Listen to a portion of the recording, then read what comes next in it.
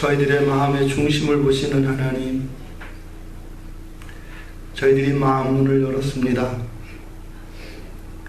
저희들의 마음에 깊이 패인 계곡들을 하나님의 은혜로 덮어주시고, 저희들의 아프고 쓰라린 상처를 하나님의 전능하신 오른팔로 치료하여 주시기를 원합니다. 차마 저희들이 놓지 못하는 죄에 대한 집착과 썩어질 쾌락에 대하여 즐거워하는 악한 마음을 하나님 아버지께서 이 시간 성령의 검으로 말씀으로 역사하여 주시기를 원합니다. 죄와 악과 결별하게 하여 주시고 하나님의 거룩한 자녀로 순결을 회복하며 거룩함을 회복할 수 있는 이 시간 되게 하여 주시옵소서. 성령 하나님 이곳 가운데 충만으로 임재하여 주셔서 어둠의 세력들이 일절 틈타지 못하도록 역사하여 주시옵소서. 예수님의 이름으로 기도드리옵나이다. 말씀드리기 전에 어저께 그저께 오늘 이렇게 계속 헌금하신 분들이 계셔서 봉헌 기도는 내일 마지막 날 그때 같이 함께 기도를 하도록 하겠습니다. 셋째 날, 아까 우리가 본문 말씀을 읽으면서 이제 감이 오셨겠지만 어저께 너는 잠근 동산이다 라는 말로 끝냈지 않습니까? 그래서 그 다음은 이제 좋은 이야기들이 계속 나옵니다. 그래서 드디어 그렇게 그리워했던 주님과 결혼을 하고 신혼 첫날 밤을 보내게 됩니다. 꿈 같은 날이었습니다. 그 잠근 동산이 열리니까 술람미 여인의 인생이 바뀐 것이에요. 단지 여러분들이 구약 성경을 보실 때 참고하셔야 될 것이 하나 있는데 무엇이냐면 여러분들 생각이나 많은 분들 생각 속에 우리가 이미 이제 학교에서 배우는 교육 자체가 그 영주주의적인 관점으로 공부를 하셨어요, 다. 그래서 영혼, 육체에서 이렇게 자꾸 이원화되어 있어서 영적인 것, 영혼 이런 것은 거룩하고 육적이고 물질적인 것은 조금 수준이 떨어지고 심하면 악한 것이고 라고 하는 사고가 이렇게 우리 안에 배어 있어요. 구약 성경을 그런 관점으로 보면 치명적입니다. 구약 성경은요, 영혼과 물체를 나누지 않아요.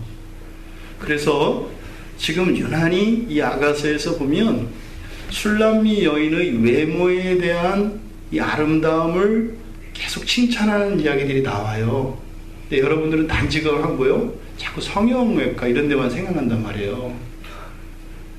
구약에서 이야기하는 외모에 대한 그리고 물질에 대한 이런 모든 것들은 다 그 안에 뚫고 들어가서 영혼의 문제까지 같이 이야기하는 것이다 라는 것을 아셔야 돼요. 여기서 단지 외모에 대해서 칭찬할 때는 그 영혼에 대하여, 그 전인에 대하여 그 아름다움을 이야기하는 것이다, 이렇게 이해를 하셔야 됩니다. 이 아가서는 전체를 8장에서 5장 1절과 2절로 나뉩니다. 그래서 5장 1절까지는 솔로몬과 술람 여인의 사랑 이야기에서 결혼이 이루어지는 데까지, 이게 5장 1절까지입니다.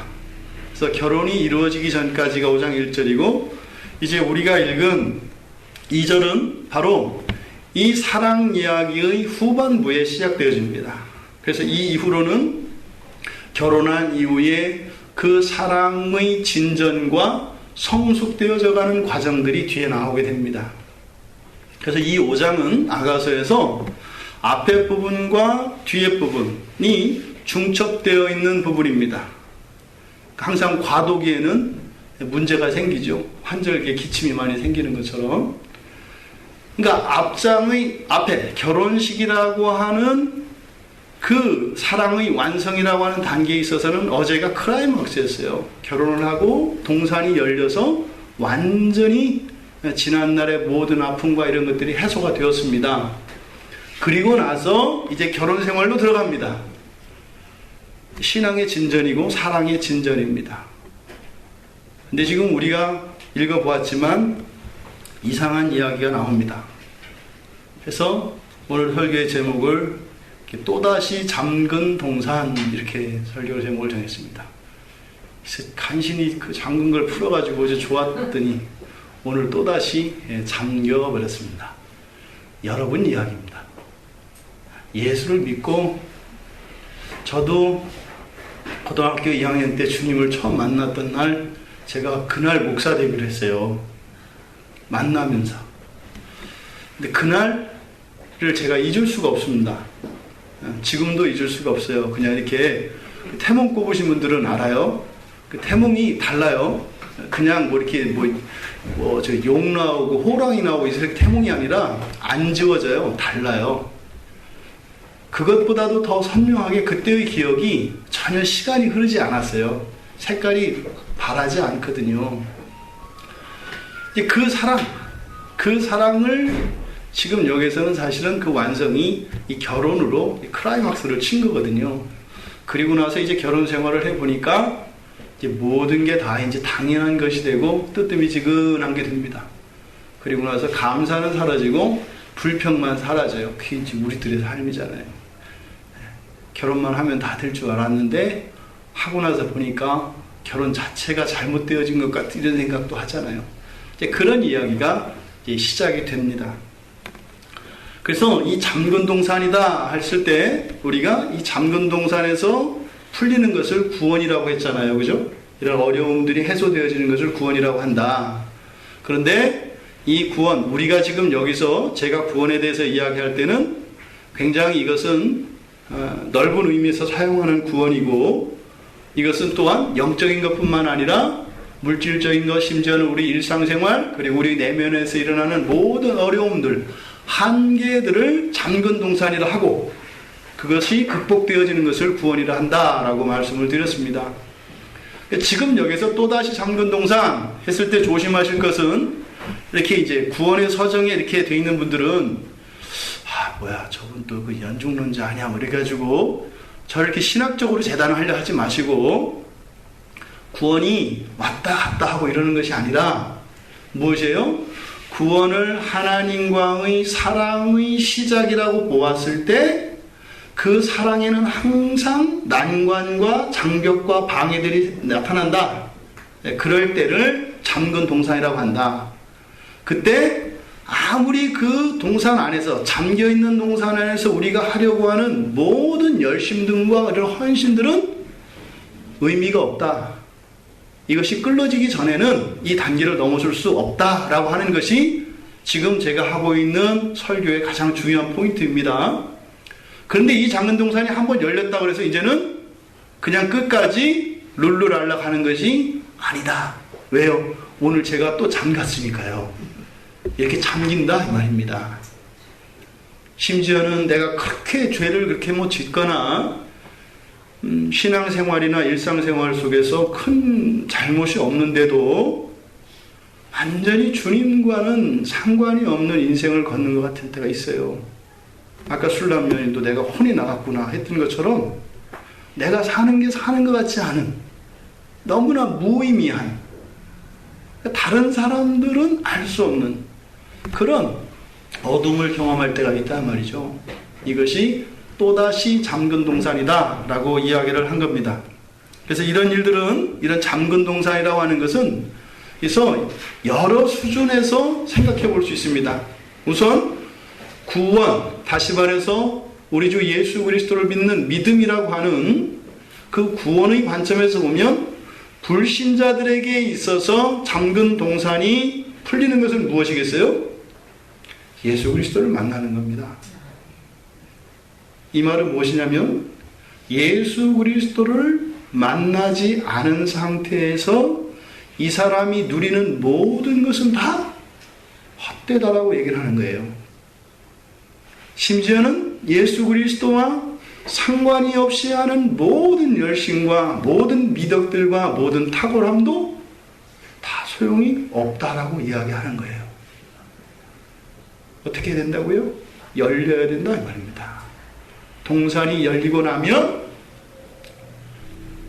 그때서야 비로소 자기가 그토록 목말라 했고 고통스러워했던 원인이 무엇이었는지를 그때 가서야 안다 이 말입니다. 동산이 열려야 합니다. 근데 여기서 한 가지 더 짚고 넘어갈 것은 자칫 잘못하면 그렇게 열심을 내고 하는 이런 것을 평가절하할 위험성이 있습니다. 열심히 하는 것은 미덕입니다. 열심히 하는 것은 미덕입니다. 하지만 주님이 없이 하는 것은 악덕입니다. 그러니까 여러분들은 예수 믿은 것 때문에 얼마나 부당한 이득을 취하는지 몰라요. 예수 안 믿고 여러분들보다 100배, 1000배 훌륭하고 더 열심히 사는 사람보다 여러분이 예수를 믿은 것 때문에 훨씬 훌륭한 사람이 된다고요. 이런 걸 뭐라고 하죠? 백이라고 합니다. 백. 백이 좋아야 돼요. 하지만 조심할 것은, 그렇다면 나는 그냥 대충 그냥 그런 대로 사는 사람이었고 예수를 믿지만 예수를 안 믿는데 굉장히 열심히 산 사람이 있단 말이에요. 차이 많이 나요. 비교할 수 없을 정도 차이 납니다. 근데 뭐 이게 끝까지 그렇게 돼서 둘 다 죽고 하나는 지옥 가고 천당 갔더라 이랬으면 끝까지 해피엔딩인데, 그 사람을 하나님이 언제 구원하실지 몰라요. 예수님이 어느 날 찾아가가지고 그 사람 마음의 빗장을 확 열어서 그 동산을 열어버리면 어떻게 한다고요? 점대칭 한다고 그랬죠? 그러면 그만큼 동시에 이쪽으로 예전부터 예수님을 믿고 살았던 것처럼, 그래서 과거에 했던 도덕적인 기준에서 그리고 사회의 이런 가치 규범에서 귀중하게 여기는 성실, 책임, 열심, 이 모든 것들을 경력으로 그대로 인정해줘서 경력사원이 된다 이 말이에요. 이해되시죠? 회사 옮겨보신 분들은 알아요. 내가 회사 먼저 들어왔다 그래서 흥청흥청해서 만년 계장으로 있다가 쟤는 우리 회사가 아니니까 까불지 마 이러다가 어느 날 경력사원으로 주님 딱 도장 찍어가지고 오면은 바로 부장으로 간다 이 말이에요. 그러니까 하나도 안 부당하죠. 그러니까 하나님 앞에는 하나도 버려지는 게 없어요. 공짜가 없다 이 말입니다. 그래서 열심은, 헌신은 아주 중요합니다. 하지만 그것이 근본적인 것은 아니다. 그 단계를 여는 그 동산의 문이 열리는 것이 우선 중요하다. 이 얘기를 한 겁니다. 그 다음에 두 번째로는 그래서 불신자와 신자가 있겠죠. 그래서 요 사이를 여는 것은 예수 그리스도를 믿고 안 믿고의 차이입니다. 그 다음, 그러면 예수님을 믿고 난 뒤에, 신자가 난 뒤에도 양파처럼 계속 동산은 나타난다 그랬잖아요. 그러니까 무엇이겠어요? 신자의 성숙 과정 안에서 그 고비들이 나타나요. 한계들이. 그래서 그 한계를 넘을 때 그 안에서는 열심과 성실이라고 하는 일반 사회에서의 원칙이 적용됩니다. 그 안에서는. 그러니까 요 안에서는 열심히 하는 사람이 1등이고요. 게으름 피는 사람이 꼴찌예요. 사실은데 항상 일치하지는 않아요. 그것조차도. 그래서 인과론적으로 이렇게 하면 이렇게 한다 생각하면 안 된다 이 말입니다. 하지만 이것을 돌파되기 전에는 결국에는 같은 물에서 놀고 있는 사람들이다. 그래서 이게 또 뛰어넘어져야 된다. 이게 뭐냐면 신앙의 성숙 과정에서 부딪히는 점이 와요. 이것이 맞닥뜨리는 또 다른 잠근 동산이 나온다 이 말입니다. 지금 우리가 읽은 이 대목이 술람 여인이 이제는 예수님을 만나기 전에는 그저 오라비들이 시키는 일을 하면서 평생 포도원이나 가꾸다가 늙어서 죽을 수밖에 없는 운명이었어요.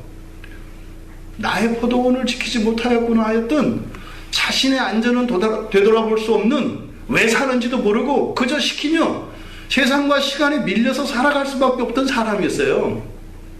그 사람에게 주님이 찾아와서 만나주셔서 동산이 열렸습니다. 그랬더니 이제는 그 과거가 정말 나에게는 무의미한 것이었다는 것을 깨닫게 되었고, 이제는 그 주님을 사랑하고 결혼식이 있기까지 엄청난 시련과 그런 위협 속에서도 사랑을 포기하지 않았어요. 이건 뭐겠어요? 주님 만나기 이전에 살아왔던 습관이죠. 끝까지 열심히 투잡, 쓰리잡으로 하면은 하나 하는 것보다는 더 낫다라고 하는 생각, 이게 배어있는 겁니다.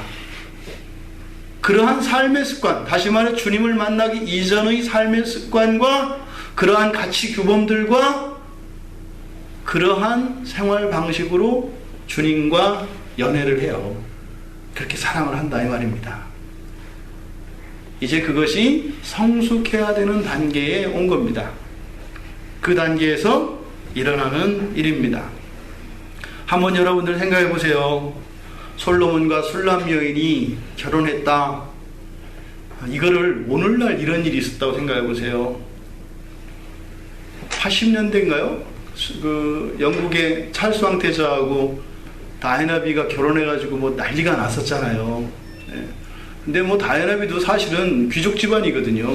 물론 뭐 이렇게 와서 그때 고생해서 뭐 이런저런 이렇게 험한 일을 했지만 집안 자체는 거기가 왕족이고 귀족이에요. 그 스펜서 가문이 굉장히 그 신분이 높은 가문이거든요. 그런데도 뭐 그냥 유치원 교사하고 뭐 아르바이트하고 하는 여자를 그 황태자비로 이걸 맞을 수 있냐 없냐 뭐 굉장했었거든요. 그거 이상이죠. 그 로미오와 줄리엣의 그 원수 집안이 결혼한 거 그 소설이긴 하지만 이 솔로몬과 술람 여인의 이 결혼만큼 파격적인 결혼이 없어요. 있을 수가 없는 일이거든요. 더군다나 이 솔로몬이라고 하는 사람은 우리나라의 태조 왕건하고 비슷한 사람이에요. 그 태조 왕건하고 비슷한 의미가 뭐냐면 부인이 많다는 얘기예요. 역대 왕 중에서 우리나라 그 부인을 제일 많이 둔 게 태조 왕건이에요.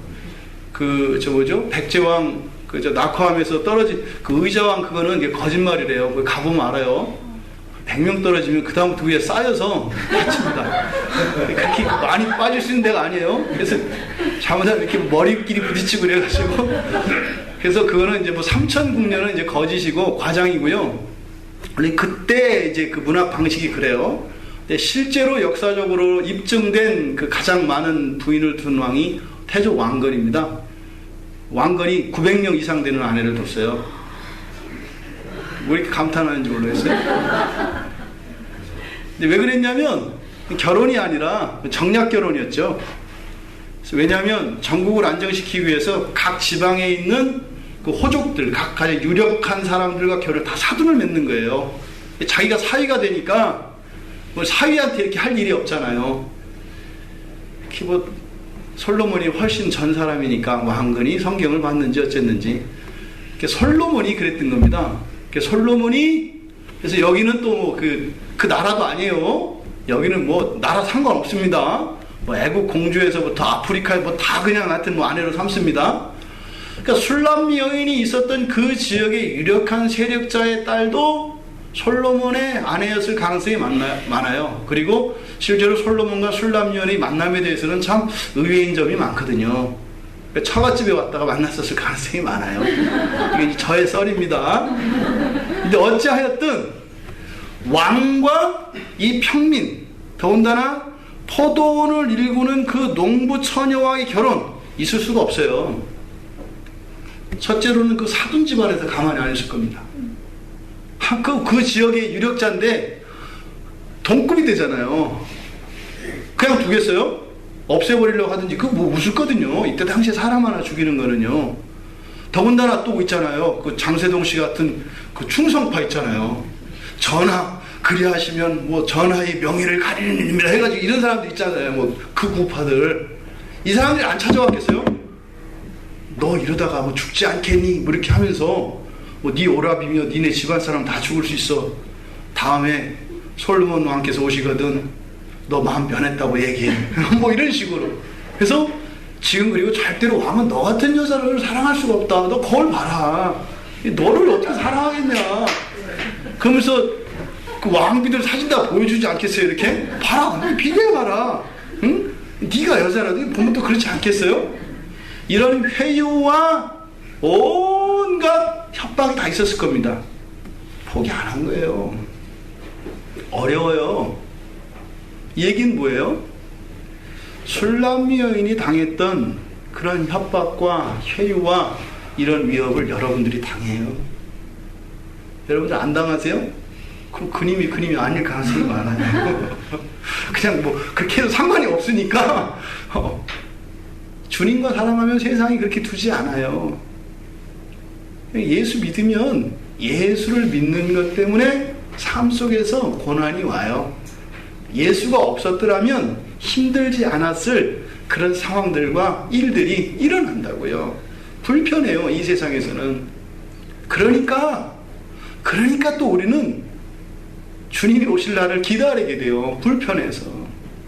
불편하지 않으면요, 주님 못 오게 한다니까요. 돈 많고 다 뜻대로 되잖아요. 주님 못 오게 한다고요. 내가 다 일단 누리고 나서 힘들면 오시라고 한다 이 말이에요. 이런 일들이 우리의 삶 속에서 계속 되어집니다. 이 술람 여인은 끝까지 포기하지 않았어요. 그렇게 하고 결혼한 거예요. 그러면 이게 어떻게 해서 이룬 결혼이냐 말이에요. 예? 그냥 영원할 것 같지 않아요? 그냥 보기만 해도 좋고 밥 안 먹어도 살 것 같지 않아요? 그런데 참 술람 여인이 감사한 건 그러지 않았던 거예요. 그래서 우리가 그러지 않은 게 다소 위로가 돼요. 그렇게 훌륭했던 여자도 변심을 하고 하나님을 향해서 불순종하는 이야기가 나오니까요. 제가 자꾸 이럴 때마다 단서 달아요. 여러분들이 그렇게 하는 것을 근거로, 정당성의 근거로 술람 여인도 그랬는데 하지 말라는 거예요. 나쁘다 얘기한 거니까 지금까지 그랬던 사람 하지 말라는 얘기지. 술람 여인도 그랬으니까 뭐 나도 그러는 거지, 이렇게 하면 안 된다 이 말입니다. 지금 술람 여인에게 이상한 일이 일어났습니다. 이상한 일이 일어난 거예요. 2장 16절 한번 읽어보실래요? 어제 우리 읽었던 것처럼 2장 16절에 술람 여인의 고백은 너무나 아름답습니다. 너무나 아름다운 게 아니라 너무나 감동입니다. 한번 읽어보시죠.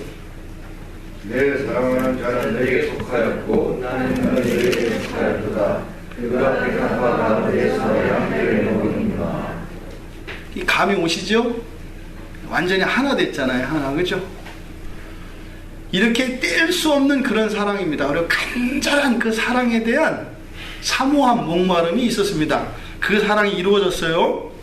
그러니까 이 술람 여인의 사랑은 불굴의 사랑이었고 식지 않는 아주 뜨거운 사랑이었습니다. 그리고 다른 데 한눈 팔지 않고 다른 것으로 인해서 그 사랑의 동기가 되는 것이 아니라 오직 주님 한 분만이 목표였습니다. 아주 올곧은 사랑이었습니다. 그랬던 사랑의 소유자가 결혼 생활을 시작을 했습니다. 그리고 나서 딱 나오는 얘기가 뭐예요? 내가 잘지라도, 여기서 이렇게 느낌이 오셔야 돼요. 성경에서 잠은 별로 안 좋은 거예요. 그리고 시편에서 잠깐 하나님이 사랑하시는 자에게 잠을 주신다는 요 구절 하나만 갖고 성경 통째를 먹어버리는데, 대부분 잠자는 거는 별로 안 좋아요. 성경에서는 위험합니다. 여기서 잤다. 뒤에 내용 보니까 솔로몬이 지금 옆에 있어요, 없어요? 없어요. 지금 솔로몬이 없는 상태인데 이 술람 여인이 뭐 했다고요? 잤어요. 엄청난 사건입니다. 술람 여인은 몇 날 며칠을 뜬 눈으로 그리움의 상사병에 잠을 안 잤던 사람이에요. 주님이 그리워서. 근데 지금 주님이 자리를 비웠는데 잠들어 버렸어요. 여유죠? 왜? 어차피 돌아올 거니까. 당연한 거죠. 이게 아마 결혼하고 난 뒤에, 아직 우리 자매는 별로 그렇게까지는 안 갔을 거라고 생각을 해요. 흔히 말하는 아줌마가 된 거예요. 이 술람 여인의 상태가 부정적인 의미에서, 긍정적인 의미로 아줌마는 슈퍼우먼을 얘기합니다. 근데 부정적인 의미에서 이제 모든 것들에 대한 가치를 잃어버리고 순수함을 잃어버리고 그런 열정, 사랑의 열정이 사라진 상태. 그저 삶을 그냥 살아가는 상태. 이것을 아줌마라고 이야기한 거예요. 지금 술람 여인의 상태가 그렇게 된 겁니다. 잠들어 버렸어요. 있을 수 없는 일입니다. 여기서 지금 잠들었다라고 하는 의미는 육신이 잠드는 것뿐만 아니라 그녀의 마음의 침체, 사랑의 위기, 권태가 온 것을 의미합니다. 2장 10절에서 근데 그 뒤에 내용을 보니까 주님의 음성이 들려요. 그냥 잠들었는데 뒤에 내용 보니까 어떻게 하나요? 나의 사랑하는 자의 소리가 들리는구나. 마음은 깨었는데 이게 뭐예요? 막 잤는데 어디서 막 문 두드리는 소리가 나는 거죠. 이게 꿈인가 생신가 이렇게 하는데 막 님의 소리가 들리는 거예요. 그러면서 너무 처절합니다. 나의 누이, 나의 사랑, 나의 비둘기, 나의 완전한 자요. 지금까지 했던 모든 사랑의 고백들을 총동원해요. 왜요? 지금 사랑한다고 얘기하는 거 아니에요? 왜 그래요? 문 열어달라고 하는 거예요. 문 열어달라고. 지금 솔로몬이 여기서 하고 있는 말들, 나의 누이, 나의 사랑, 요 한마디에 가슴이 녹아졌었습니다. 술람 여인이. 솔로몬이 나의 사랑하는 여인아, 나의 어여쁜 자야. 그러면 그냥 온 심장이 녹았었다고요. 그 주님의 그 음성에 지금 총동원을 해서 이야기를 하는데 녹는 건 관두고 문이나 열어달라는 거예요. 이게 마음이 굳어진 신자들의 상태를 말합니다. 여러분들이 조금 성경을 알고 주님을 믿었다고 성경 말씀이 여러분 마음속에 들어가기가 얼마나 어려워요. 아는 거 가지고 거기다 미사일을 쏴가지고 그 하나님 말씀이 오면 그걸 탁 떨어뜨리고, 이거는 뭐 이렇게 말씀으로 대적을 하면서 말씀을 받아들일 수 없는 명분과 이유들을 말씀으로 하는 이런 일들이 일어나잖아요. 이게 뭐예요? 잠들었는데 그래도 그 영혼은 주님을 만났기 때문에 깨어서 몸을 막 흔들어 깨우는 거죠. 들리는 거죠. 참 성경에서 이렇게 예수님이 십자가에 못 박힌 거 말고 구약에서 이렇게 비참하게 나온 거 없습니다. 내 머리에는 이슬이, 내 머리털에는 밤이슬이 가득하였다. 이게 어떻게 된 일입니까? 바뀌어도 너무 바뀌지 않았어요? 기가 막힌 상황이죠. 여러분 서두에 말씀드렸습니다만 이건 다 여러분 얘기예요. 여러분 얘기라는 걸 잊으시면 안 돼요. 주님의 머리에 밤이슬이 내렸대요. 우리가 잠들어 있어서요. 너무 마음이 아프시대요. 그 솔로몬 왕의 그 침대의 안락함에 빠져서, 그 침대는 왜 있어요? 주님과 순결한 사랑을 위하여 쓰일 때만 의미 있는 것입니다. 여러분에게 있는 건강, 여러분에게 있는 재산, 여러분에게 있는 가정, 여러분에게 있는 그 모든 것들은 주님과의 순결한 사랑의 사귐을 위하여 허락된 것이라고요. 그게 없으면 다 여러분들 정욕의 도구로 사용되어집니다. 여러분들이 가진 것이 주님과 상관없어지면 무섭고 끔찍하고 추한 것이 되어버린다 이 말입니다. 지금 술람 여인에게 상상할 수도 없는 그런 일이 일어났습니다. 심지어는 3절에 가보면 더합니다. 뭐라고 해요? 내가 옷을 벗었으니 어찌 다시 입겠으며. 이거 굉장히 말도 안 되는 이야기를 지금 계속 하고 있는 거예요. 상대가 누구예요? 주님이라고요. 솔로몬 왕이라고요. 그런데 뭐라고 해요? 내가 어찌 다시 입겠으며 어찌 다시 더럽히랴. 이제는 솔로몬이 술람 여인의 모습이 됐습니다. 완전히 주권이 바뀌었다 이 말이에요. 이것이 서두에 말씀드린 것처럼 왜 그렇다고요? 주님과 사랑에 빠졌고 주님과 결혼을 하였지만 여전히 술람 여인이 가지고 있는 이런 가치관과 사고방식과 이런 삶의 원칙들에 대한 습관이 아직 주님의 뜻에 합치되진 않았어요. 섞여 있다 이 말입니다. 그런 사랑의 열정이나 이런 모든 것들이 인간의 정욕이 함께 묻어 있다 이 말입니다. 이렇게 동산이 담긴 것, 잠근 동산에서의 비참과 결핍과 부족을 느꼈던 것이 과거와는 다르죠. 과거에는 환경적인 요인이었습니다.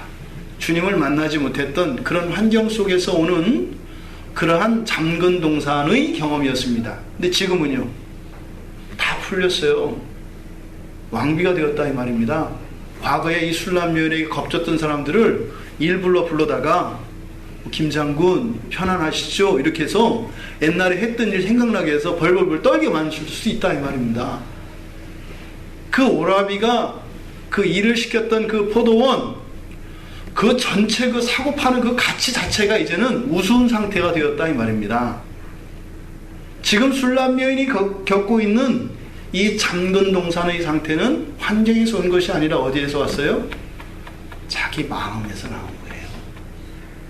자기 마음에서 이러한 상태를 만들어버린 것입니다. 과거에는 바위 틈 낭떠러지 은밀한 곳에 있던 비둘기였습니다. 지금 술람 여인은 솔로몬의 그 황궁의 침실에 있습니다. 그런데 술람 여인의 마음속에 기쁨은 사라졌습니다. 바위 틈 은밀한 곳 그 낭떠러지에 있을 때 주님이 부르셨을 때 감격하며 기뻐하였던, 이제는 그 밖을 나가 단지 창공을 날 수 있는 것만으로 누렸던 주님의 부르심으로 경험하였던 참된 자유와 기쁨과 만족이 있었습니다. 지금은 그것과 비교할 수도 없는 엄청난 것들을 가지고 있는 이 상태인데 이 술람 여인의 마음은 어둠이 찾아왔다 말입니다.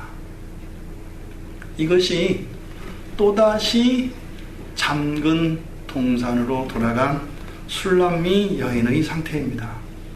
물론 지금 이 장면은 비유입니다. 어떻게 왕궁에서 솔로몬 왕이 들어왔는데 왕비가 문 안 열어주고 그 바깥에서 나의 사랑 나의 신부 있을 수가 없는 일이죠. 단지 이것은 비유적으로 나타내는 겁니다. 여러분, 이것이 누구의 사랑 얘기라고요? 솔로몬의 사랑 얘기라고 한 것을 잊으시면 안 돼요. 그러니까 이 대목에서 술람미 여인의 이 일들을 통해서 솔로몬의 마음을 여러분들이 항상 따라가셔야 된다 이 말입니다. 주님의 마음이. 문을 열어 젖히고 들어가면 돼요. 그런데 거기서 액을 하는 것 같은 지금 이러한 서술들은 바로 주님의 사랑이 어떠한 것인지를 우리에게 가르쳐주기 위해서 하시는 것이에요. 밤이슬을 맞으며 주님이 거기서 문 열어다고 나의 사랑한 자야, 나의 신부야, 이렇게 할 일이 없지요. 이러한 일이 날마다 우리의 삶 속에 있습니다. 어쩌면 하루에도 수백 번, 수천 번 여러분들의 마음 문 앞에서 주님이 이러시는지 몰라요. 누구야? 문을 좀 열어다오. 문을 좀 열어다오. 주님을 만나는 그날이 있습니다. 우리는 반드시 만나게 되어 있습니다. 그날을 향하여 우리는 날마다 거룩하여지고 순결해 갑니다. 쉬지 않습니다. 이렇게 되어지는 과정이 반드시 됩니다. 그런데 순조롭게 가면 그 과정 자체에서도 기쁨과 행복과 사랑을 느낄 수 있습니다. 근데 우리가 지체하면은요, 반드시 돼야지요. 근데 반드시 움직인다 그랬죠. 하나님의 때는 반드시 오지요. 진도는 나가야죠. 3월이 되면 새학년 교과서 해야 되잖아요. 그럼 어떻게 돼요? 연말에 진도 그 수업 안 빼셨던 선생님들은 그냥 막 뺀단 말이에요. 애들은 그걸 알아들어요? 못 알아들어요? 못 알아들어요. 이게 영적으로는 어떻게 되겠어요? 고통이 와요. 이런 영적 침체가 저절로 되는 게 아니라 반드시 모든 과정, 모든 수술을 다 밟아야 됩니다. 무임승차 없어요. 다 가야 된단 말이에요. 내 발로 걸어가야 돼요. 그런데 지체되면은요, 빨리 가야 돼요. 그래야 될 때가 와요. 그때가 뭐겠어요? 인생의 지독한 환난과 고난을 겪는 때입니다. 그 이유는 그 이전에 항상 침체와 불순종이 있었습니다. 벌로서가 아니라 완성을 위하여 하나님께서 하는 거죠. 뭐 이런 거를 이제 흔히 강권적으로 역사한다, 뭐 이런 거예요. 강권적으로 역사하는 일이 없기를 바랍니다. 주님이 강권적으로 역사하시면 더 이상 미룰 수 없는 거거든요. 막 끌고 가거든요. 네? 악어 턱을 쇠 갈고리를 끼워서 끌고 가는 것, 이게 강권적으로 역사하는 거예요. 여러분의 인생 가운데는 그런 경험이 없기를 바랍니다. 그저 주님과 늘 함께 에덴 동산에서 거니시던 것처럼 그렇게 주님과 거니시며 이야기하며 여러분의 인생을 살아가시기를 바라요. 이게 문제라는 얘기예요. 여러분들은 주님과 상관없이 여러분이 자꾸 여러분의 의를 이루어서 뭔가를 하려고 하는데 그것이 결국은 그것으로 인해서 여러분이 겪어야 될 고난들을 적금 드는 것이다 이 말이에요. 그건 적금 안 들으면 좋은데 그걸 꼬박꼬박 틀어요.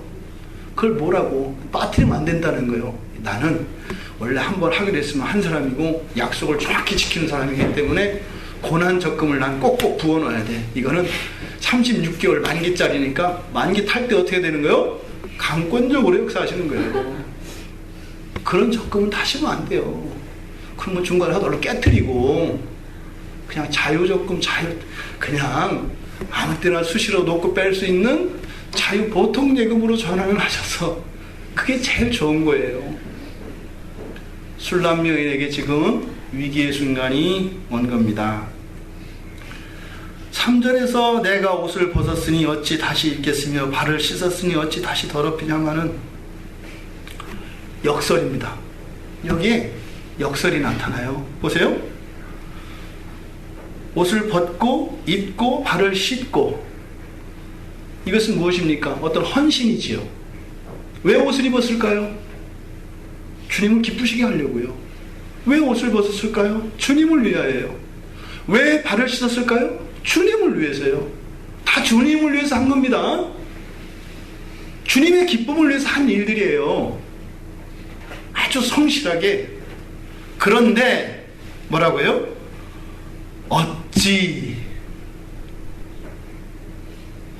더럽히랴. 이게 더럽히랴, 이게 지금 들어가면 안 되죠. 주님이 원하시는 것은 무엇이에요? 문을 여는 거죠. 그 이전에 무엇을 했는지가 중요한 게 아니라 지금 주님의 기쁨에 이바지하는 것이 헌신이고 이 여인의 마음 아니에요. 이 여인이 옷을 벗고 다시 입고 씻고 하는 이 모든 행위는 주님의 기쁨, 주님의 영광을 위해서 한 거란 말이에요. 주님이 원하시는 것은 문을 여는 거예요. 그러면 내려놓고 주님이 원하시는 일을 하면 될 거 아니에요. 못해요. 왜요? 어찌 다시 더럽히랴. 내가 한 건 뭐냐 이거예요. 주님 서운하시네. 내가 주님을 위해서 이렇게 해놓은 게 있는데 일단 이걸 받으시고 나서 다음 단계를 내리셔야지. 이거를 이렇게 하면 내 성의를 무시하는 거지. 만약에 이런 헌신이 없었다면 이 술람 여인이 주님한테 그렇게 했겠어요? 안 했겠어요? 안 했겠죠. 이게 역설이라고요. 주님을 위해서 했던 이것이 술람 여인이 주님을 위하여 할 수 없도록 만드는 이런 현상, 이게 우리들에게 일어나요. 이게 왜요? 과거의 습관과 나의 고집과 나의 주권과 하나님의 주권이 대립하고 있으니까 아직 주님의 주권으로 바뀌지 않은 거예요. 정말 주님의 주권을 주님께 이행한 사람은 어떻게 돼요? 하다가 그만하고 이거 해 그러면은 그냥 기쁜 거예요. 누구처럼? 집에서 키우는 애완견처럼 항상 축구하고 기뻐하는 거라 이 말이에요. 근데 그것은 그냥 기계적인 것이 아니라 인격적인 반응인 거죠. 그런데 자기 의가 살아있으면 주님이 하는 일들에 대해서 토를 단다고요. 주님 지금은 그걸 원하실 때가 아니고 요걸 먼저 원하시고 그 다음에 이렇게 하셔야 하나님이 된 거예요. 하나님이. 이게 선악과를 따먹은 사람이 하나님과 같이 된 게 뭐냐면 하나님한테 들이대는 거예요. 유일하게 마귀가 우리한테 얘기했잖아요. 이걸 먹으면 하나님과 같이 될 거다. 어떻게 된 거예요?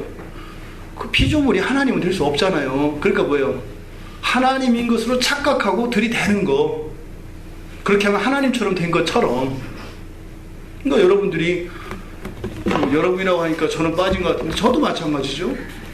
하나님 말씀이 있잖아요. 안 듣잖아요. 왜요? 레벨이 같으니까. 하나님이나 나나 레벨이 같으니까 내가 들을 수도 있고 안 들을 수 있다 생각한다 이 말이에요. 지금 술람 여인에게 그런 일이 일어난 거예요. 무시무시한 일입니다. 우리가 여기에서 배워야 할, 명심해야 될 교훈이 있습니다. 주님이 오실 때까지 우리의 사랑은 온전하지 않습니다. 순수하지 않습니다. 그러니까 여러분들이 주님을 사랑하는 마음에서 100% 동기도 그랬고 가정도 그랬고 목적도 그랬다 할지라도 그것은 순수할 수 없다라는 것을 잊으시면 안 돼요. 그게 무슨 말이냐면 자기가 한 것을 기준으로 삼으면 안 된다 이 말입니다. 어느 누구도 자기가 한 것에 대해서 자랑할 수 없고 그것을 기준으로 해서 다른 사람들이나 하나님이 나에게 하신, 나에게 베푸시는 은혜에 대해서 평가할 수가 없다고요. 이런 거 있습니다. 제가 열심히 살았어요. 신앙생활 잘했고요. 기도도 열심히 했어요. 기도 응답도 착착착 되고. 그러니까 나도 웬만큼 하나님께 인정받은 사람이었어요. 그래서 더 열심히 하잖아요. 잘한다고 하면 더 열심히 했어요. 근데 어느 날 큰 사고가 났습니다. 집이 망해버린 거예요. 그래서 이거는 믿음의 시련이라고 생각을 했어요. 연단이라고 생각을 했어요. 그래서 기도하고 잘 감내했어요. 언젠가 하나님께서 회복시켜 주실 것이다. 또 이런 걸 통해서 하나님을 더 사랑할 수 있는 영적인 유익이 있을 것이다. 그리고 오히려 더 신앙생활에 열심을 내고 기도하며 하나님에 대한 사랑을 배신하지 않았어요. 그런데 교통사고가 나서 아버지가 돌아가셔요. 하나님 좀 지나친 것 같아요. 선을 좀 넘으신 것 같단 말이에요. 어느 정도는 내가 연단으로 알겠고 이해가 가겠는데 이거는 아닌 거예요. 그래도 이렇게 갈등을 하고 있어요. 딱 그러고 있는데 어머니가 또 팍 해서 중풍으로 식물인간으로 팍 쓰러져 버려요. 끝난 거죠 이제. 하나님이 나하고 한번 막장까지 가자고 한 거죠. 이렇게 하고 하나님을 떠나요. 지금 제가 극단적으로 얘기했습니다만 이런 일들이 있어요. 여러분들이 하나님께 기도를 하고 여러분들이 선하다고 생각하고 반드시 되어져야 될 일이라고 생각하는데 여러분 뜻대로 되지 않을 때 여러분들의 마음속에 일어나는 생각이 무엇인가를 살펴보시라고요. 지금 여기서 이야기한 술람 여인이 어찌 다시 더럽히겠느냐라고 하는 이 마음이 우리들에게는 그렇게 적용된다 이 말입니다. 우리의 사랑은 원천은 하나님이라고 했습니다. 조금이라도 하나님께 감사하고 기뻐하며 찬양하고 사랑을 고백할 수 있는 것 우리에게는 원인이 없어요. 당연한 것 같은 일상이 완전히 없어져 버렸을 때 없어진 이 상황이 불행한 상황이 아니라 지금 이전까지 그렇지 않았던 상황이 감사의 제목이라는 것을 말씀드리는 거예요. 가지고 있을 때 가지고 있던 것을 잃어버리면 상실감을 갖게 됩니다. 상실했을 때 이것에 대하여 불만을 가질 수 없는 거죠. 왜요? 원래부터 없는 거예요. 근데 우리는 뭐라고요? 그럴 것 같으면 진즉부터 그런 걸 나한테 주지 말아서 아예 꿈도 갖게 하지 말고 그냥 그렇게 살게 하지 왜 나를 이렇게 높였다가 떨어뜨려서 나로 하여금 이렇게 충격을 느끼게 하는가? 이렇게 한다 이 말이에요. 진짜로 그래요. 여러분들끼리도 그런단 말이에요. 잘 해주던 사람이 배신하면 더 화나지 않아요? 그잖아요. 원래 못됐던 사람이 하면은 뭐 그러느니 하는데 뭐 그냥 그러잖아요. 그 인간도 아니야. 언제는 막 간도 뭐 다 뺄 것처럼 하더니 나 등쳐먹고 돌아갔어요. 그동안 등 빨리 안 친 게 감사한 거다 이 말이에요. 이렇게 바뀌어야 된다 이 말이에요. 이렇게 사고의 발상이 이렇게 바뀌어야 돼. 요게 정상이에요. 지금 어찌 다시 더럽히랴 이게 뭐예요? 우리들이 가지고 있는 그 마음이라고요. 잘해줬던 사람이 배신했을 때 더 마음 아프고 더 분노하는 거. 요게 어찌 다시 더럽히랴 요 마음이다 이 말입니다. 본말이 전도되지 않도록, 이 주객이 전도되지 않도록, 바뀌지 않도록 잘 생각하셔야 돼요. 여러분 왜 사신다고요? 하나님의 영광을 위하여. 잊어버리지 마세요. 여러분이 잘 살고 행복한 게 중요한 게 아니라 뭐라고요? 하나님의 영광을 위하여. 하나님의 영광을 위하여 내가 가난하게 살아야 되고 병으로 살아야 된다면 기뻐할 수 있는 여러분 되시기 바랍니다. 하나님의 영광을 위하여 그러한 편의와 그러한 모든 안락을 기꺼이 버리실 수 있는 여러분들 되시기를 바랍니다. 가장 복된 분들이십니다. 지금 술람 여인이 그런 사람으로 빚어져 가고 있는 것입니다. 두 번째로 하나님의 기쁨과 행복을 위한 사랑의 수고임을 기억하며 자기 의가 자라나지 않게 해야 합니다. 모든 것은 하나님의 영광을 위한 것인데 그 하나님의 영광을 위하여 하는 우리 스스로 선하다 생각하는 그것조차도 자칫 잘못하면 나의 의를 키우는 일로 역기능하게 될 수 있다는 거예요. 내가 신앙생활을 잘했고 내가 착하게 살았기 때문에 내가 이런 하나님에 대하여 불만을 가지고 하나님에 대하여 악감정을 품을 수 있다라고 하는 근거가 될 수 있다는 것을 기억해야 된다 이 말입니다. 우리는 하나님에게 아무것도 요구할 수 없는 자들입니다. 여러분들이 기도할 수 없어요. 뭘 더 바랄 게 있어요? 이미 예수님이 여러분을 찾아오셨을 때 끝난 건데 죽어도 좋은 거죠. 노예처럼 사셔도 여러분들은 기뻐할 수 있어야 돼요. 왜 그런다고요? 주님 사랑이 뭔지 모르니까 그런단 말이에요. 주님이 여러분을 찾아온 의미가 그 참된 가치를 모르니까 그런 생각을 한다 이 말입니다. 어떤 경우에도 여러분들의 의의가 자라지 않도록 조심해야 합니다. 입고 벗고 씻고 더럽히는 것을 수백 번, 수천 번, 수만 번이라도 할 수 있어요. 하지 말라면 기쁘게 하지 말아야죠. 다시 하라면 기쁘게 다시 해야죠. 그것이 우리들이 이 세상을 살아가는 목적이에요. 근데 이것이 단지 우리와는 전혀 상관없이 하나님을 위하여 전적으로 희생해야 된다 이게 아니다 이 말이죠. 이런 일들이 뭐다? 진정으로 나를 위하는 것이다. 왜? 우리의 진짜 참된 인생의 목적은 영원의 세계에 있기 때문에 그 영원의 세계에서 누려야 될 우리의 삶에 대해서는 우리가 몰라요. 지금 하나님께서는 하나님 자녀들이 이 세상을 살아갈 때 지금 바라보시고 하나님께서 징계하시고 복을 주시고 인도하시는 모든 것의 목적은 어디예요? 여기란 말이에요. 잃어버린 신라권이었던 에덴의 동산을 능가하는 하나님과 누리게 될 완전한 만족과 우리는 경험도 할 수 없고 상상도 할 수 없는 그 사랑의 사귐 속에 있는 감추어진 이 잠근 동산 안에 감추어져 있는 그 신비를 우리에게 온전히 누리게 하시도록 하는 게 주님의 목적이다 이 말이에요. 일방적인 손해가 아니라 나한테는 그렇게 느껴지지만 부당하게 느껴지지만 그게 나를 위한 거다. 이건 여러분이 이해해야 되는 게 아니라 믿음으로 순종하여 반응해야 되는 부분이에요. 이걸 해서 이렇게 하니까 난 이렇게 하니까 이렇게, 그렇게 되지 않아요. 그렇게 하려고 하면 자꾸 여러분 마음속에 죄책감만 커져요. 왜냐면 머리는 알겠는데 그렇게 안 살거든요.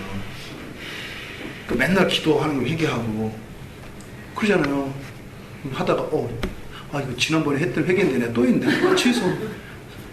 그 회개가 아니에요. 후회고 반성이지. 회개는 그런 게 아닙니다. 여러분, 여러분의 의가 여러분의 선한 일들로 인하여 악용되어지는, 오용되어지는 일이 없도록 조심하십시오. 그래서 사도도 고린도후서 8장 21절을 보면 선한 일을 조심하라고 해요. 하지 말라는 게 아니라 선한 일을 할 때 조심하라고 해요. 왜요? 이것이 악용되고 오용될 소지가 있거든요. 하나님은 우리의 죄를 사용하시고 마귀는 우리의 선을 사용해요. 하나님은 우리 안에 있는 죄를 이용해서 우리를 거룩하고 선한 사람으로 예수를 닮게 만들어갑니다. 마귀는 그러면 하나님이 바꾸어 놓으신 그 선한 것을 이용해서 그 선으로 하나님을 향하여 대적하고 죄를 짓게 합니다. 계속 일어나요. 게임 프로그램, 게임 중에 그거 있잖아요. 뒤집기 게임. 한쪽은 빨강, 한쪽은 파란 카드로 해가지고 두 팀으로 나눠가지고 막 뒤집기해서 나중에 그 숫자를 이기는 게임 있지 않습니까? 그게 꼭 우리네 인생 안에 일어나는 일이에요. 하나님은 끊임없이 우리에 있는 죄를 기경해서 선하고 거룩하고 아름다운 것을 계속 바꿔놓습니다. 그럼 사단이 우리한테요, 야야야 저거 뒤집어. 그래가지고 사단은 힘이 없어요. 사단은 힘이 없어요. 이미 예수 그리스도께서 밟아버렸기 때문에 힘이 없다고요. 근데 사단이 어떻게 역사해요? 우리를 이용해요. 하나님의 자녀들에게 주신 하나님의 은혜를 가지고 우리가 그 은혜로 죄를 짓게 만든다고요. 이게 그래서 음란으로 나오잖아요. 이게 하나님 입장에서 얼마나 기가 막히겠어요. 내가 선대해 준 것을 간부의 말을 들어서 그것을 가지고 나에게 칼을 꽂아요. 기가 막힌 일이죠. 철저하게 여러분들의 내면에는 소망이 없습니다. 죄밖에 없어요. 죄송하지만 여러분 안에서 어떤 근거도 찾지 마세요. 여러분 안에서 일어나는 어떤 판단들과 선한 것 같은 것 속지 마세요. 거기에는 다 자기의 의를 키우려고 하는 아주 못된 죄의 계략이 숨어 있습니다. 우리는 오직 예수 그리스도 한 분만 바라보셔야 합니다. 그저 모든 선한 것들이 있거든 내 것이 아니고 그것은 그리스도의 것입니다. 더럽고 추하고 부끄러운 것 그게 내 겁니다. 하지만 그것이 우리를 절망시키고 낙심시키는 것이 아니라 주님께서 그것들을 온전히 변화시킬 것을 믿기 때문에 우리를 온전히 하실 것이기 때문에 그래서 그리스도께만 우리가 소망이 있는 것입니다. 마태복음 6장에서도 부재에 대한 이야기와 제자들에게 이런 선행들에 대해서 조심하라고 하세요. 어떻게 해요? 사람들 앞에서 너의 의를 보이지 않도록 조심해라. 사람들한테 보이는 게 중요한 게 아니에요. 그 결과 때문에 그러는 거죠. 누군가에게 그게 드러나면 그게 나의 의로 바뀌어요. 주님께서는 지금 그 말씀을 하시는 겁니다. 우리가 처음부터 그런 의도 없어요. 그런데 그렇게 된다니까요. 여러분, 사회적으로 지탄을 받는 기독교 지도자들 있지 않습니까? 여러분인 거를 기억하셔야 돼요. 여러분이 그 자리에 갇히면 그렇게 된 거예요. 그 자리에 안 세워주신 걸 감사하셔야 돼요.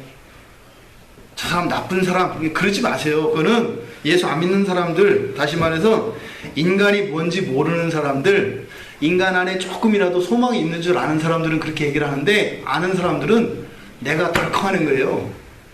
내가 저 자리 갔으면 그렇게 된 거라니까. 저는 제 처음에는 그 목사가 늦게 된 것 때문에 굉장히 마음이 아팠어요. 왜요? 더 이렇게 거룩하게 목사로 더 이렇게 섬겨서 일도 좀 많이 하고 제가 완전히 바뀌었잖아요. 늦게 된 게 얼마나 감사한지 모르겠어요. 그렇게 해가지고 또 제가 이렇게 잘나지 않은 거에 대해서 얼마나 감사한지. 큰일 나는 거예요. 일찍 해가지고 막 유명해지고 이렇게 하니까 그거 감당 못 하더라고요. 여러분들 오히려 지금 현재의 상태에 대해서 불만족스럽더라도 대부분은 좀 두려워야 하셔야 될 가능성이 많아요. 여러분에게 주신 은혜가 여러분이 감사의 정도가 아니라 오히려 그것으로 인하여 오히려 하나님께 죄가 될 가능성이 훨씬 많아요. 조심하셔야 돼요. 예전에 말씀드렸잖아요. 돈도 없고요, 힘도 없고요, 아무런 능력도 없어요. 그러면 뭐 좋은 일 할 일 없죠? 대신 나쁜 일을 할 수도 없어요.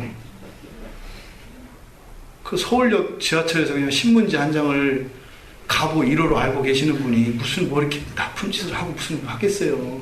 좋은 일도 못 하잖아요. 그런데 많이 가지고 있으면 어떻게 돼요?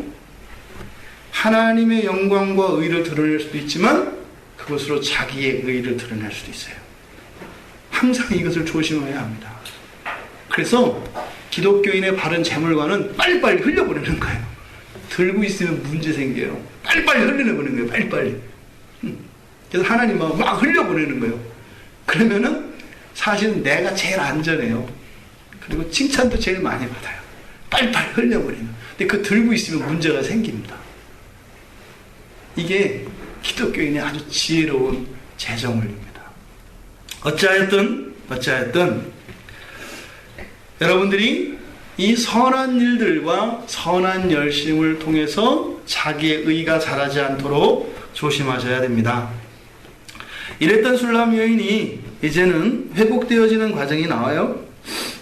4절에서부터 내 사랑하는 자가 문틈으로 손을 들이밀매. 주님이 찾아오신 겁니다.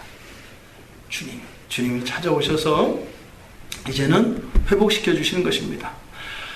3절에서 신부는 신랑에 대한 자신의 이러한 헌신이 스스로의 힘에 의해서 이루어진 것으로 생각했기 때문에 그런 헌신의 주권이 자기에게 있었다고 생각을 한 거예요.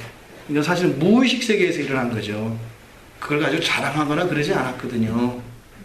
그렇게 한 것이 그래도 내가 저분보다는 저 집사님보다는 내가 조금 낫지 않아요? 실제로 낫고요, 봐서. 근데 그런 생각, 그런 판단이 들 때 뭐란 거예요? 이미 자기 의가 된 거라고요. 예수님이 다른 사람들 보고 다른 사람들보다 내가 낫다고 생각했을까요? 안 하셨어요, 정말로요. 하나님이신데요, 그런 생각 안 하셨다니까요. 중풍병자를 고쳐주시면서 고쳐준 내가 너보다는 낫지 이런 생각 하셨을까요? 천만에요.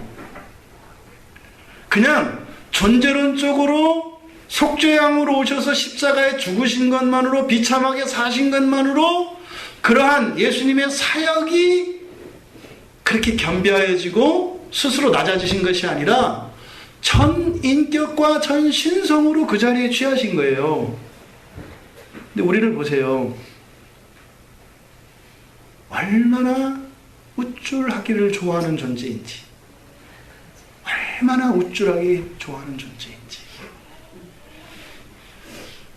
두렵다니까요. 열심으로 인해서 그 열심 때문에 자기를 쳐요. 나중에는. 조심하시기 바랍니다. 그 모든 헌신은 주님의 은혜인 것이고 주님을 위한 것이었다는 것을 기억하십시오. 헌신이 중요한 게 아니라 뭐예요? 주님을 위하는 게 중요하다 이 말이에요. 헌신 자체도 주님을 위해서는 내려놓을 수 있어야 한다 이 말입니다. 이게 내 마음이에요. 구원받은 신자들의 마음은 그거라니까요. 근데 이거를 자꾸 내 안에 다른 마음이 가리지요. 그렇게 해서 우리로 하여금 함정에 빠지게 한다 이 말입니다. 신부의 헌신의 동기는 선했습니다. 그리고 정말 결연한 각오가 있었고 아주 숭고한 것이었습니다. 그런데 결과는 정반대였습니다. 오히려 불신앙만 못한 솔로몬의 신부가 되지 않은 일반 백성이 솔로몬의 부름에 불순종했을까요? 절대 그런 일 없어요. 네 하고 순종하지 않겠어요? 신부가 불순종한다 이 말이에요. 그러니까 하나님 마음을 아프게 하는 건 누구예요? 염소가 아니라 양이에요. 누구를 위해서 우셔야 돼요? 너와 네 자식들을 위해서 울어야 된다 이 말이에요. 주님의 마음으로 아직 주님을 알지 못하는 이들 향하여 궁유한 마음이 있습니다. 근데 진짜 주님의 마음을 아프게 하는 건 누구예요? 주님의 언약의 자식들이에요. 보세요. 구약에서 하나님 마음이 뒤집어지고 진노하시고 슬퍼하시고 하는 게 누구 때문에 그래요? 이방 민족 때문에 그래요? 아니요. 언약의 백성들 때문에 그래요. 하나님의 선이 어떻게 하나님을 향하여 악을 행하는 동기가 되어야 되겠습니까? 너무 억울한 일 아닙니까? 속지 마시기 바랍니다. 하지만 이 술람 여인의 사랑이 순수했던 것, 그리고 올곧았고 일편단심이었던 것 부인할 수 없어요. 왜요? 전체 내용을 보면 아니까. 그래서 우리가 여기서 주의해야 될 거 있습니다. 어떤 사건이 딱 일어났다 그래서 이 사건만 잘라놓고 보면 안 돼요. 제가 20대 때는 이렇게 주님을 떠나 있었습니다. 하나님을 정말 오해하고 아주 정말 끔찍한 죄인으로 제가 하나님 떠나 있었어요. 예배도 안 드리고 하나님 욕하고 하나님 저주하고 그렇게 살던 때가 있었어요. 그때는 이제 정말로 세상에 속해서 살았습니다. 그때는 사람들이 좋았죠. 하나님보다. 그러니까 친구 좋고요. 뭐 이웃 사람들 좋죠. 그러다가 제가 저의 죄를 깨닫고 다시 돌이켜서 교회로 들어왔습니다. 교회 안에서 신앙생활을 하면서 제가 참 놀라운 게 있어요. 지금도 풀리지 않는 수수께끼입니다. 왜 그렇게 교회 안에 정이 없어요? 왜 그렇게 교회 안에 믿음이 없어요? 이상하지 않아요? 교회는 믿는 사람들이 모이는 곳 아니에요? 믿음이 없어요. 제 중마고들이 있거든요. 50대 중반이 되도록까지 우정이 변하지 않았어요. 예수 안 믿어요. 이 친구들은 저에게 어떤 어려움이 생기면 자신들의 모든 일 다 내려놓고 쫓아옵니다. 그렇게 살았어요. 정말로. 저를 위해서 했단 말이에요. 저도 그렇게 살았고요. 요즘은 그렇게 못 살아요. 토요일날, 금요일날, 주일날은 일 생겨도 제가 못 가요. 근데 잘 안 만나게 되죠. 근데 여전하거든요. 50년의 우정이 이렇게 존속이 돼요. 가끔은 친구들끼리 오해도 생기고 잘못도 생기거든요. 한 친구가 사업을 하다가 부도가 났어요. 친구들한테 좀 잘못을 한 친구가 있어요. 궁지에 몰리다 보니까 어음이 돌아오고 막 이렇게 하다 보니까 친구한테 솔직하게 얘기하면 안 될 것 같으니까 거짓말을 해가지고 사기친 거죠. 그것 때문에 그 친구와 이렇게 원수되지 않았어요. 야, 이 자식아, 그냥 얘기를 했어야지. 친구한테 이렇게 거짓말하면 되냐? 미안해, 잘못했어. 끝이었거든요. 교회 안에서 여러분들 집사님들끼리 그런 일이 있으면 어떻게 될까요? 네가 떠나든지 내가 떠나든지 하자. 이런 거 아니에요? 이상하지 않아요? 어떤 사건이 일어났을 때 그분과의 관계와 평소에 있던 모든 것을 전제로 해서 이 사건을 이해하셔야 되는 거예요. 이 하나의 사건을 가지고 그 사람의 과거를 몽땅 무너뜨리지 말고 그동안 해왔던 것을 가지고 그럼 어떻게 돼요? 이해하게 돼요. 친구들끼리는 그래서 설명을 많이 안 합니다. 어떤 일이 있으면 미안하다, 나 이렇게 했다. 그러면 어떻게 해요?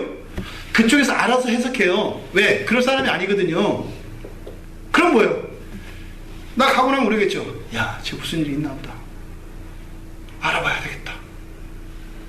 이게 예수 안 믿는 사람도 이렇게 산다니까요.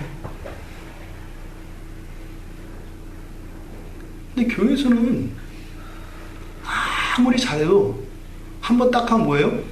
이 하나의 사건으로 과거 전체를 완전히 묻어버려요. 이게 마귀짓이에요.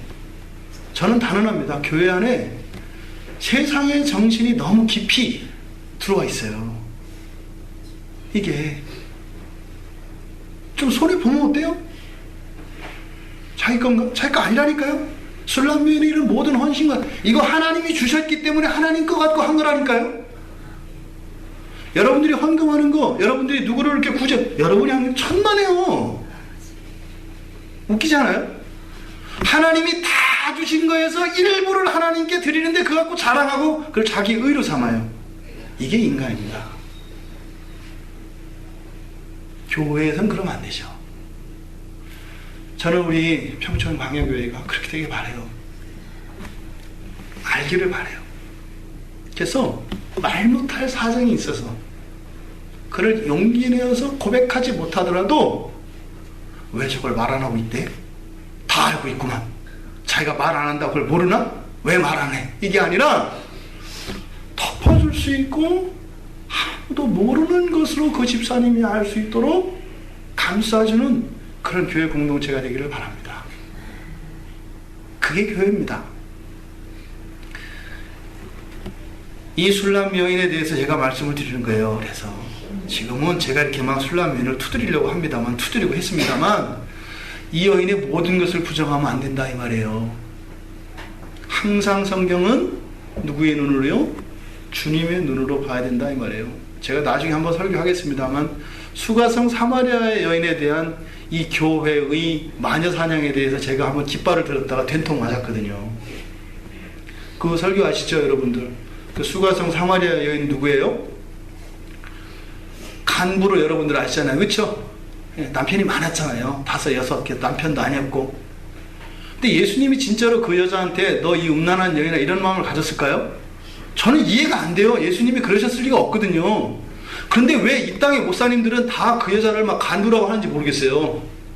악인이다, 뭐 간음한 여인이다 그러거든요. 심지어는 간음 현장에서 잡힌 여인, 돌 맞아 죽으려고 하는 여자에게도 그런 얘기를 안 하는데, 이상하게 수가성 여인에게는 온 신학자들과 온 목사님들이 다 간부라고 얘기해요. 제가 그거 너무 그렇게 얘기할 거 아닙니다 했다가 제가 돌 맞아 죽을 뻔했잖아요.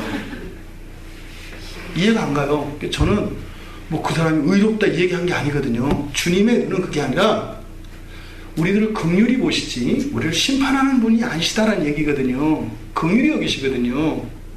사실은 그 사마리아 여인이 나거든요.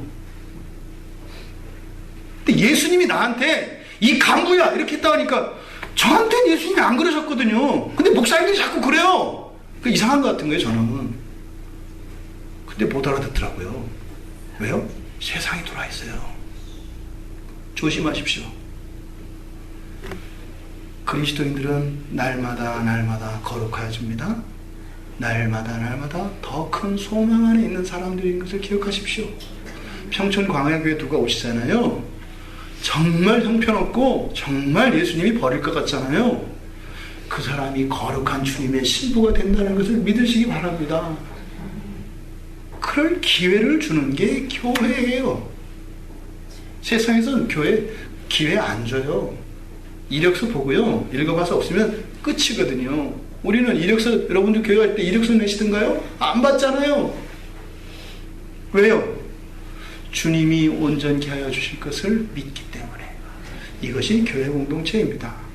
지금 이 술람 여인이 비록 이런 침체에 빠졌지만 단지 이렇게 해서 아주 못된 여인 이렇게 하면 안 된다 이 말이에요. 주님의 눈으로 여전히 제가 이렇게 잘못된 겁니다, 우리에게 있습니다 이렇게 이제 했지만, 이것은 여러분들을 막 비판하거나 이렇게 하려는 것이 아니라 그때 주님의 마음이 무엇인지를 보아야 된다 이 말이에요. 단 한순간도 눈을 뗄 수 없는 자녀예요. 단 한순간도 이렇게 손 뗄 수 없는, 정말 부뚜막에다 올려놓은 그 기어다니는 그 아이를 바라보는 게 주님의 마음이다 이거예요. 그러니까 당연히 어떻게 되겠어요? 회복되지 않겠어요? 그러니까 뒷얘기가 이렇게 문틈에다 손을 미는 거예요. 이게 당연한 수순이다 이 말이에요. 주님께서 회복을 시키십니다. 주님께서. 지금 성경에 보면 이 여인이 회복되어지는 과정을 보면 내 사랑하는 자가 문틈으로 손을 들이밀었다 라고 합니다. 그러니까 회복이 누구에 의해서 이루어져요? 주님의 동작으로 주님의 일로서 회복이 이루어집니다. 여기서 우리가 집중해야 되는 그것은 무엇이냐면 신부의 마음이 움직인 것은 주님께서 하신 것이라는 사실입니다. 그래서 먼저 우리는 주님의 은혜가 필요해요. 잠근 동산을 여는 것 주님만이 하실 수 있다고 말씀을 드렸지 않습니까? 이거는 예수를 믿지 않는 사람이 예수를 믿게 되는 과정에서도 동일한 원리가 적용이 돼요. 예수를 믿고 난 뒤에 신앙이 성숙하는 과정에서도 동일한 원리가 적용돼요. 주님만이 우리를 더 거룩하게 하시고 우리의 신앙을 성숙시키시고 우리의 사랑의 분량을 키우실 수 있으세요. 그런데 거기에는 항상 무엇을 사용하신다고요? 우리의 자발성을 사용하신다고요. 이 자발성이 신자들에게는 순종으로 나타납니다. 우리들에게는 순종으로 나타난다고요. 그 순종을 통해서 하나님이 하나님의 일을 이루어 가십니다.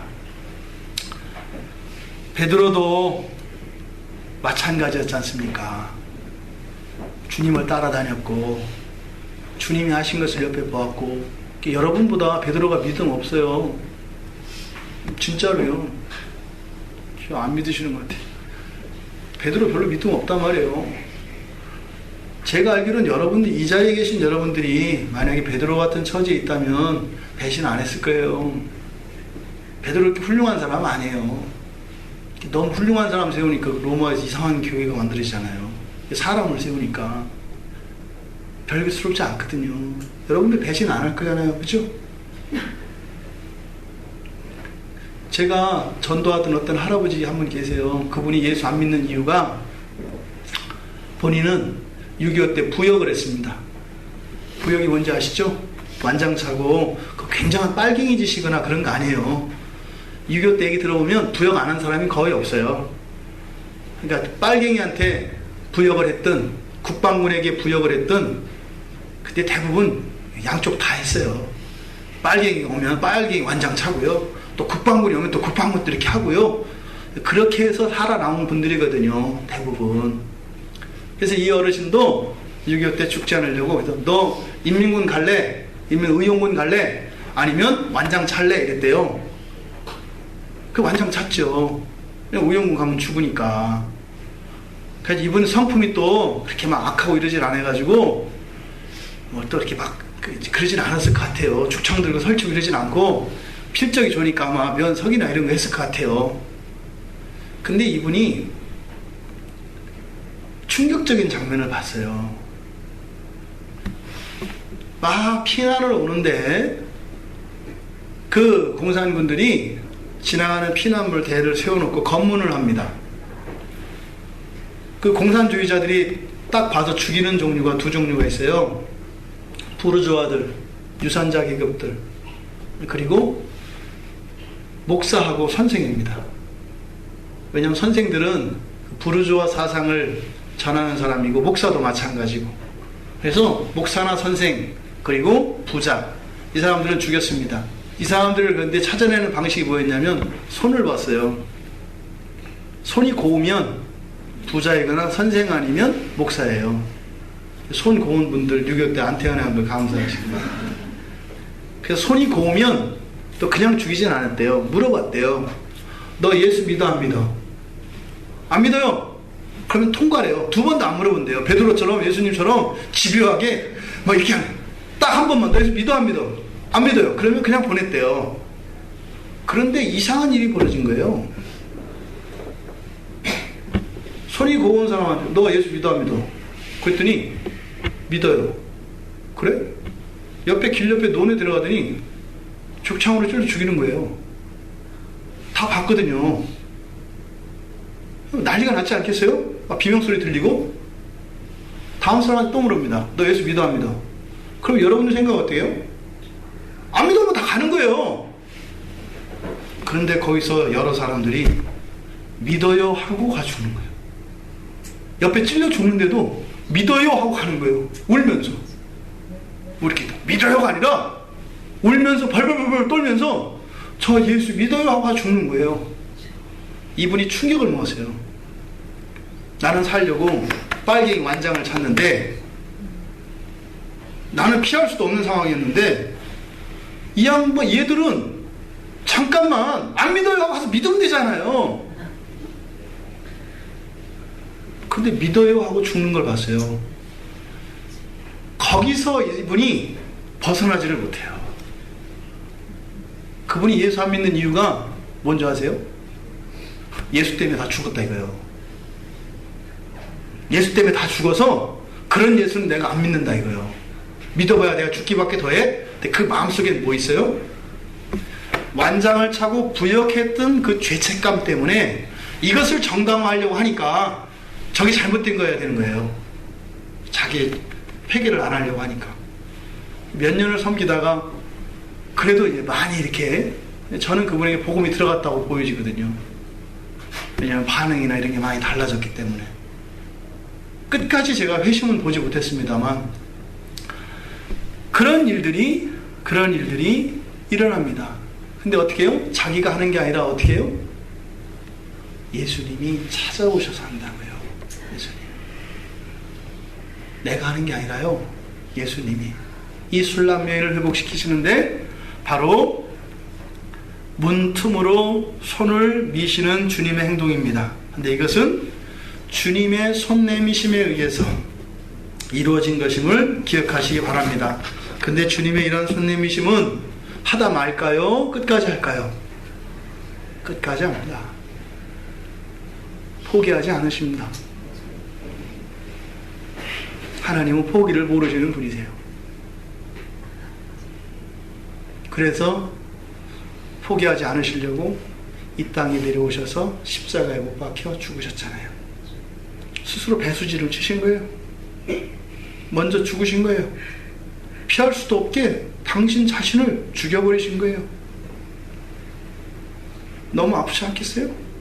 그러니까 그냥 당신을 아예 못 박아버렸어요. 십자가에 내주신 바 되어서 못 박아버렸어요. 왜요? 우리 포기 안 하려고. 우리 포기 안 하려고 그러신 거예요. 지금 여기서 문틈으로 손을 들이미시는 이 행위는 바로 주님이 성도들을 끝까지 포기하지 않으시고 붙잡으시는 주님의 그 견인과 신실한 끊을 수 없는 그 무엇도 주님의 사랑에서 우리를 끊을 수 없는 그 주님의 사랑을 보여주시는 것입니다.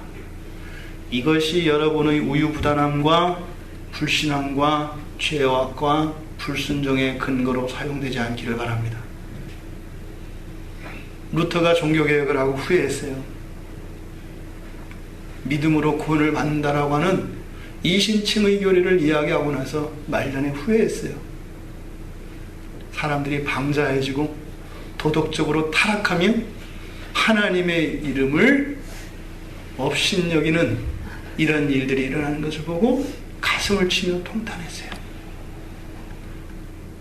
믿음이 아니라 자기의 의와 행위로 구원을 받는 줄 알고 그렇게 고행을 다하고 그렇게 말씀을 지키며 살아도 누릴 수 없었던, 확신할 수 없었던 구원 때문에 그토록 불안해하고 자유가 없었던 그 루터에게 그 빛이 들어와서 믿음으로 의인은 구원에 이른다라고 하는 그 믿음의 교리, 은혜의 교리를 깨닫고 그것을 사람들에게 알려주면 다른 사람들 모두가 환호하며 그 자유를 누릴 줄 알았어요. 그런데 어떻게 했어요? 그걸 가지고 죄를 짓는 근거로 사용했어요. 하나님 나 구원하시기로 했다며? 못된 놈들이죠. 주님의 변하지 않는 사랑은 십자가의 죽으심으로 이루어진 것이라는 것을 잊으시면 안 돼요. 우리는 대가를 치르지 않지만 그 대가를 주님이 치르신 걸 잊으시면 안 돼요. 자녀들 흥청망청 쓰고 이러면 안 돼요. 부모님들이 여러분들의 학자금을 대주고 여러분들의 용돈을 쓰기 위해서 나가서 얼마나 자존심 상하고 그 모욕을 참고 그 고통을 견디는지 여러분들 아셔야 돼요. 부모님들은 100원짜리 하나도 안 써요. 그 10개 모아서 여러분들한테 1,000원 용돈 주려고. 주님의 마음이 이런 겁니다. 어떻게 그럴 수가 있겠어요? 주님의 놓지 않으시는 이 사랑이 우리 안에는 그렇게 죄로 역사될 수 있다는 것을 기억하시기 바랍니다. 그래서 늘 우리가 우리의 마음을 잘 지키셔야 돼요. 그래서 우리의 육체를 쳐서 단련시키는 일이 필요합니다. 그것으로 되는 것은 아닙니다만 의지적으로 그런 것들이 필요해요. 그래서 가끔은 금식도 좀 하고 스스로 좀 재갈을 먹여서 자기 자신을 좀 다룰 필요가 있어요. 그것으로 무엇이 되는 것은 아니지만 우리들이 그래서 의지적으로 성경을 읽고 기도하고 하는 일들도 우리가 의지적으로 할 필요가 있어요. 왜요? 자꾸 하나님의 은혜를 못돼 먹게 써먹으려고 하는 죄성이 우리 안에 있기 때문에요. 여러분이 한다고 생각하지 마세요. 여러분 안에 있는 죄가 해요. 여러분 자신을 또 자학하거나 이러진 마시란 말이에요. 분리시키셔야 돼요. 여러분에서 죄가 하는 일과 여러분들이 여러분의 영혼이 하는 것과 분리시키시라는 말입니다. 여기서 말하는 문틈, 이 틈은 무엇일까요? 2장 9절에 보시면 사슴이 예술람 여인을 들여다보던 창살 틈이 있어요. 이때 사슴은 주님이 이제 비유적으로 나타낸 건데 항상 주님이 여러분들을 보고 계시는 그 틈입니다. 여러분이 잠들어 있을 때도 여러분들이 죄 가운데 있을 때도 주님은 항상 여러분들에 대하여 기대감과 사랑의 마음으로 여러분들을 항상 보고 계세요. 이놈 하는 게 아니라 사랑한다라고 들여다보는 여러분의 그 마음의 틈이 있어요. 그것을 여기서 말하는 것입니다. 그래서 비둘기가 낭떠러지 은밀한 곳 바위 틈에 있을 때 주님이 그 틈으로 비둘기를 불러내셨잖아요. 이 틈은 바로 우리들의 마음에 있는 틈을 말합니다. 아무리 우리가 타락을 하고 하나님께 범죄를 한다 하더라도 절대로 오염되지 않는 그 틈이 있습니다. 마음의 여지가 있습니다. 이거는 알미니안들이나 캐톨릭 쪽에서 이야기하는 원의가 아닙니다. 죄로 오염되지 않는 선한 우리의 본성이 있어서 우리가 이것으로 거룩하게 될 수 있다, 이 얘기를 하는 것이 아니라 중생에 대해서 이야기하는 거예요. 우리가 거듭난다라고 하는 것은 무엇이에요? 성령의 내주하심인데 성령이 우리의 마음속에 들어오면 아무리 우리가 타락을 해도 더 이상 타락할 수 없는 부분이 있다 이 말이에요. 이거는 무슨 말이냐면 그리스도인은 막 갈 수가 없어요. 한계가 있어요. 한계가. 끝장을 보는데요, 그 끝장이 세상에서 말하는 끝장과 달라요. 사랑이 깨어지고 연합이 깨어지는 데까지는 안 가요. 왜요? 이 마음에 틈이 있기 때문에. 성령은 어떤 분이세요? 연합하시고 하나로 만드시는 분이세요. 그래서 교회 공동체 안에 사랑이 깨어지고 이러한 연합이 깨어지기까지 정의의 이름으로 소란을 일으키는 일은 일어나지 않아요. 중생한 사람들은 정의의 이름으로 막 교회를 쪼개고 지체들을 막 갈라내는 사람도 있잖아요. 아니라고 말씀드리는 거예요. 그럴 수 없어요. 아무리 자식이 잘못했다고 해서 부모가 야단을 치는데 그거 쳐서 죽이겠어요? 호적에서 지우겠어요? 그러지 않는다 이 말이에요. 포기되지 않는 우리의 마음 속에 그 마음의 틈이 있습니다. 불신자들에게는 이런 게 없어요. 그래서 여러분들이 자꾸 이거 갖고 따지지 마세요. 칼빈의 예정론은 누구는 구원받기로 돼 있다고 그러고 누구는 구원받을 수 없게 되었다 그러는데 왜 그런 게 법이 어딨냐. 여러분들이 그 이해를 달리하셔야 돼요. 이 세상에 구원받을 자가 있어요, 없어요? 없어요. 제가 이 비유를 하면 그런 겁니다. 불이 났습니다. 창문도 없고, 네? 창문도 없고, 문 쪽에서 불이 나서 불 쪽으로 갈 수가 없어요. 불로 가면 타서 죽어요. 그럼 어떻게 돼요? 여기다 다 죽을 수밖에 없잖아요. 예? 다 죽어야 되는 상황이잖아요. 그때 누군가가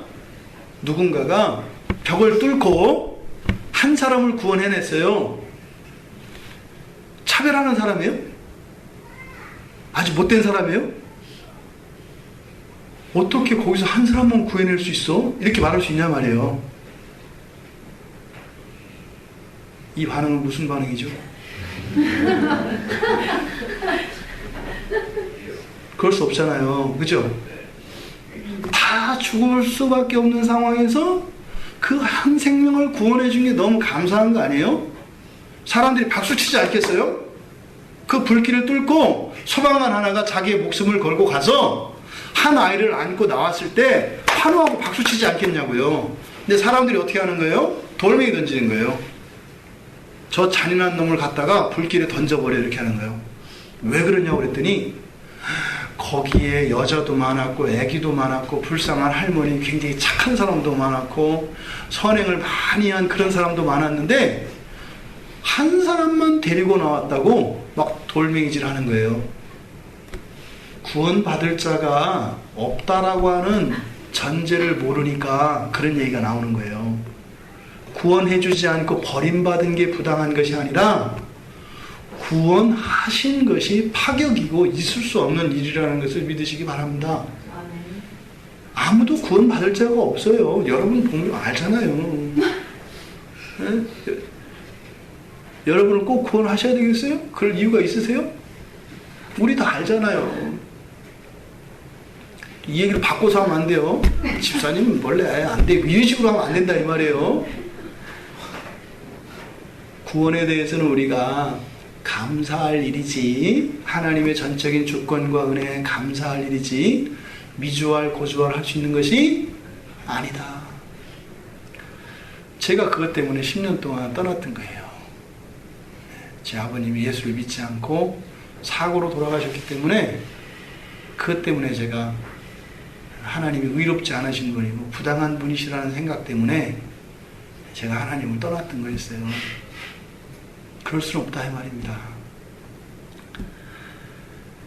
하나님께서는 신자들의 이 문틈에 길을 내두셔서 합니다. 그리고 하나님의 의도 자체가 이렇게 갈라서 이미 버릴 자를 작정해 두신 것은 아니에요. 요한복음 10장 16절과 17절에 보면 또 이 우리에 들지 아니한 다른 양들이 내게 있어 내가 인도하여야 할 터이니 그들도 내 음성을 듣고 한 무리가 되어 한 목자에게 있으리라. 내가 목숨을 버리는 것은 그것을 내가 다시 얻기 위함이고 바로 주님이 목숨을 버리셔서 이 세상에 있는 모든 사람들을 구원하기를 원하세요. 갈빈의 예정이라고 하는 것은 이 땅에 구원받을 수 없는 이 세상에 구원하시기 위하여 예수 그리스도께서 오신 것에 대한 그 은혜에 대한 이야기입니다. 술람 여인은 주님이 찾아와 주셨고 아내로 삼았습니다. 그냥 버려두실 리가 없지요. 그 마음의 틈으로 주님께서 술람 여인의 마음을 바꾸어 주십니다. 그런데 여러분들이 조심할 것은 이러한 불순종과 우리의 잘못된 이런 사랑과 헌신, 그것은 무엇이에요? 순종이 전제되어 있지 않은 헌신과 사랑, 의를 말하는 것입니다. 하나님의 이 말씀에 절대적으로 순종할 준비가 되어 있지 않은 자기 고집, 자기 주장, 자기 의를 가지고 있는 이러한 일들로 인해서 감히 주님의 부름에 불순종하고 주님을 내치는 이런 일들이 일어난다 이 말입니다. 근데 주님께서 그것을 회복시키실 겁니다. 그렇게 해서 오히려 더 그 잘못을 용서받음으로써 하나님의 사랑의 분량이 내가 생각한 것보다 훨씬 더 큰 것이다라는 것을 알게 해서 죄를 지은 것 때문에 하나님을 더 사랑하게 하십니다. 하지만 해피엔딩으로만 생각하시면 안 돼요. 죄를 지으면 값을 치릅니다. 하나님은 은혜를 베풀어 주실 때 우리에게 값을 요구하지 않으세요. 근데 마귀는 여러분들이 죄를 쓰면 죄값을 물어요. 여러분들이 수돗물 쓰시고 가스 쓰시면 가스값 내시죠? 근데 공기 마시고 이건 돈 안 내시죠? 하나님이 주시는 햇빛과 공기와 비는 값을 치르지 않죠, 여러분들이. 왜요? 주님이 다 치르셨으니까. 그런데 이 세상이 주는 것들은 다 값을 치러요. 죄도 자원입니다. 마귀가 얼마나 소중히 여기는 건데요. 다이아몬드보다 더 소중히 여겨요. 마귀는 죄를 너무너무 사랑하고요. 그 아까운 걸 여러분들한테 막 줄 때는 그게 대가 없이 주겠어요? 반드시 마귀는 여러분들에게 죄의 대가를 요구합니다. 죄로 인해서 여러분들은 반드시 그 값을 치르게 돼요. 그거는 여러분들이 구약에 있었던 막 그런 일들이 아니라 분명히 여러분의 영혼은 그 더럽혀짐, 그 얼룩으로 인해서 고통을 겪게 된다는 겁니다. 6절을 보세요. 내가 사랑하는 자를 위하여 문을 열었으나 정신 차린 거죠. 순종했습니다. 근데 때늦은 순종이죠. 이거는 주님의 뜻에 순종했기보다는 돌이킨 것에 불과해요. 했지만, 그러니까 그때 즉각적으로 하지 않은 순종은 순종이 아니에요. 한 박자 늦추는 거, 이거는 개기는 겁니다. 하라면 그때 해야 되는데, 잠깐만요, 제가 판단해보고, 오르시네요. 합시다. 이거는 순종이 아니에요. 불순종이에요. 그랬더니 어떻게 됩니까? 그는 벌써 물러갔습니다. 그러니까 뭐라고요? 내가 혼이 나갔구나. 내가 미친 이지. 이렇게 얘기를 하는 거예요. 내가 미쳤지. 여러분이 정말 존경하고 정말 사랑하는 사람에게 굉장히 치명적인 실수를 했을 때 여러분의 마음에 느끼는 거 있죠. 덜컥. 돌이킬 수 없는 거 있잖아요. 이게 이미 쏟아진 물. 그 마음이 술람미 여인에게 온 거예요. 하나님은 용서하시고 회복시키셨죠. 왜요? 그러니까 문을 들이미셔서 마음을 바꾸셨잖아요. 그런데 그 죄에 대한 정죄감과 양심의 고통과 비참이 찾아와요. 이거 하지 마세요. 굉장히 아파요. 안 해도 될 것 같은데 그런 거 없어요. 다 치러야 돼요. 주님이 요구하시는 게 아니라 율법과 죄가 여러분들에게 요구해요. 그런 것들이 어떻게 해요? 그리스도인들의 발에 쇠사슬이 돼서 자유를 자꾸 묶는다고요.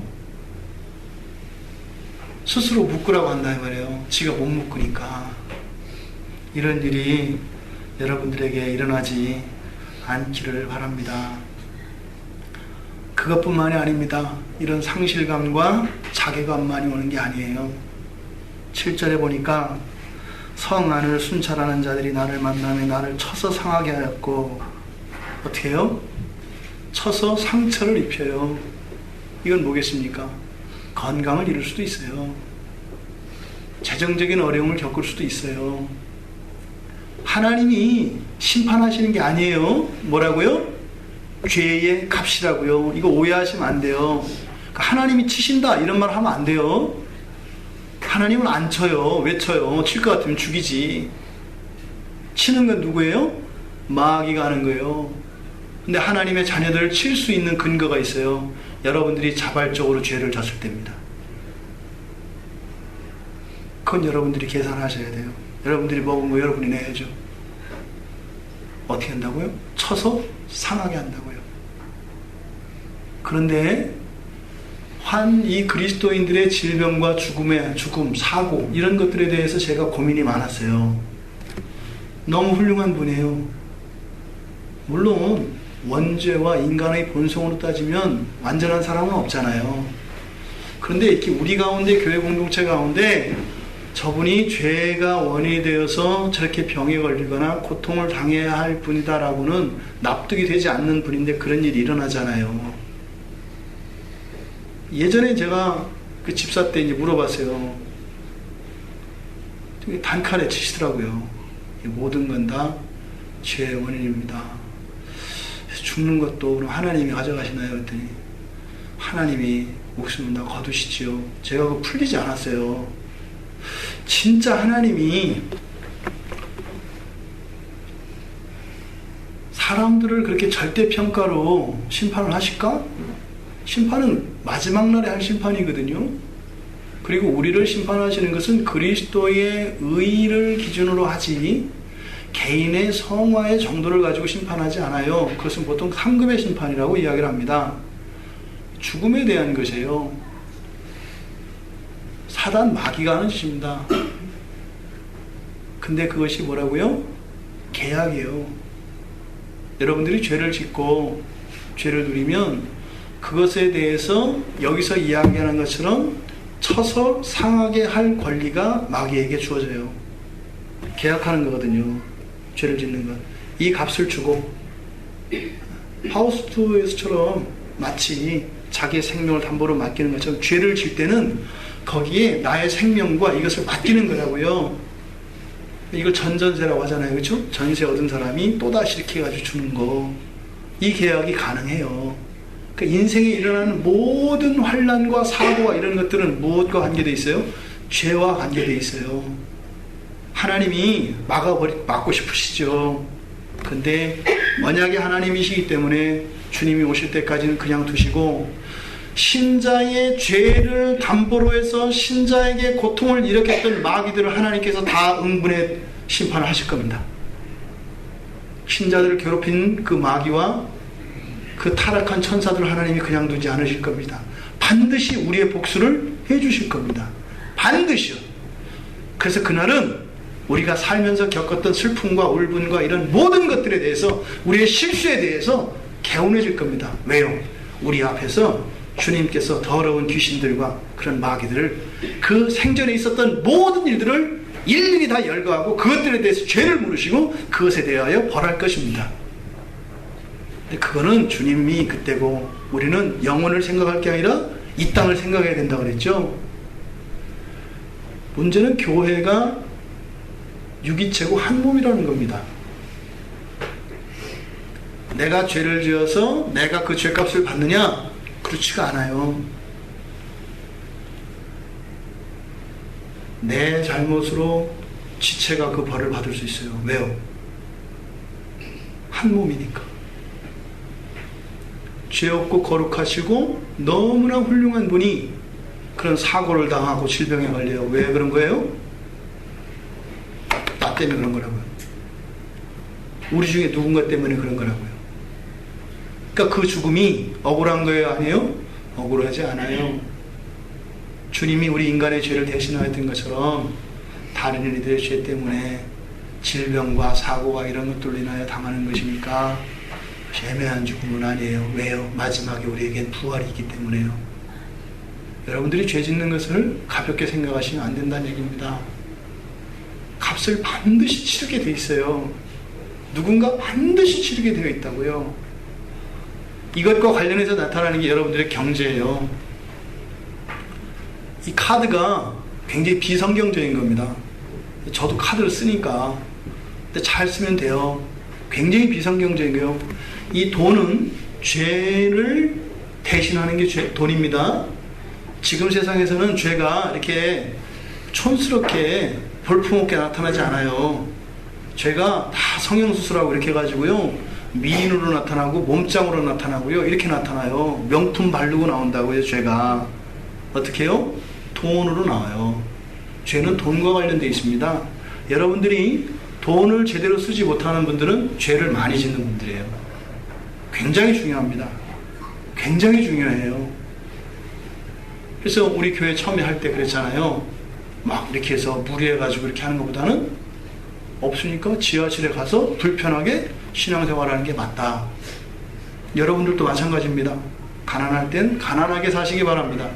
요즘 분들이 가난해도 안 가난하게 살아요. 정말요. 놀라울 정도로. 그거 다 엄청난 죄를 짓는 거거든요. 뭐라고요? 죄값 치러요. 뭐래요? 카드 할부 수수료 붙잖아요. 그게 죄값이에요. 그러다가 자꾸 이게 돌려막기 시작하면은 이제는 이제 죽어나는 거예요.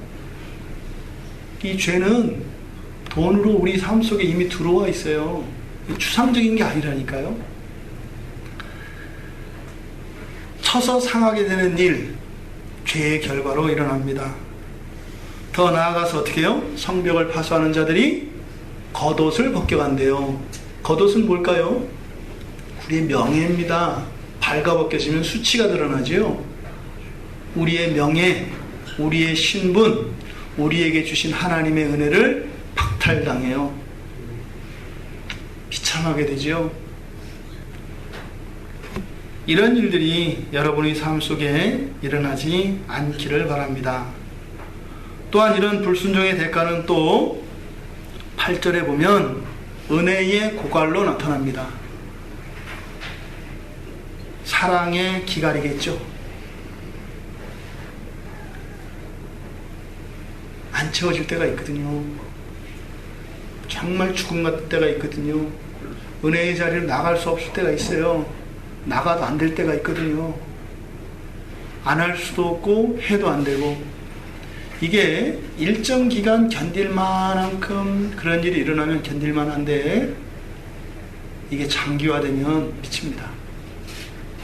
아예 모르는 사람은 상관이 없는데 그 향수와 은혜에 맛본 사람들이 이런 상태에 들어가면 죽음이 됩니다. 이럴 때를 대비해서 하나님이 교회를 세우시는 거예요. 교회의 도움을 받으셔야 합니다. 절대 혼자서 못 벗어납니다. 지체들에게 중보를 요청하고 도와주도록, 그건 부끄러운 게 아니에요. 자립심이 없고 의지가 없고 그런 거 아니에요. 그래서 주님께서 교회를 세우셔서 교회를 통하여 그런 상황에서 헤어나게 합니다. 술람 여인이 그래서 노래합니다. 예루살렘 딸들아, 너희에게 내가 부탁한다. 예루살렘 여인들아, 내가 너희들에게 부탁한다. 무엇을 부탁해요? 너희가 나의 사랑하는 자를 만나거든 내가 사랑함으로 병이 났다고 하려무나 집사님 나를 위해서 기도해줘. 내가 주님 앞에 나갈 수 없다고, 기도도 할 수 없다고, 도대체 말씀을 들어도 은혜를 받을 수 없다고, 내 목숨은 주님께 달려있다고 주님께 전해줘 라고 이야기를 하는 것입니다. 지금 예루살렘 여인에게 부탁하는 이 장면이 2장 5절에 가보면 또 나옵니다. 2장 5절에 가보시면 너희는 건포도로 내 힘을 돋고 사과로 나를 시원하게 하라. 내가 사랑함으로 병이 생겼음이라. 이때도 병이 생겼어요. 근데 지금 여기서 부탁하는 내용과 2장에서 부탁하는 내용과 지금 이렇게 불순종으로 인하여 그 죄로 인하여 지독한 대가를 치르고 있는 상태에서 병 걸린 것과 상황이 완전히 다르죠. 2장 5절에서는 상사병으로 하나님에 대한 그리움으로 병이 난 거예요. 근데 지금 동청하는 게 뭐예요? 건포도로 사과로 내가 지금 더 나가려고 하는데 힘이 없으니까, 포기할 수 없으니까, 가야 되니까 나에게 힘을 불어넣어줘, 이런 거잖아요. 여기서는요, 죽은 거예요. 아무것도 할 수 없어. 아무것도 할 수 없어. 어쩌면 내가 여기서 죽게 될 것인지도 몰라. 단지 뭐예요?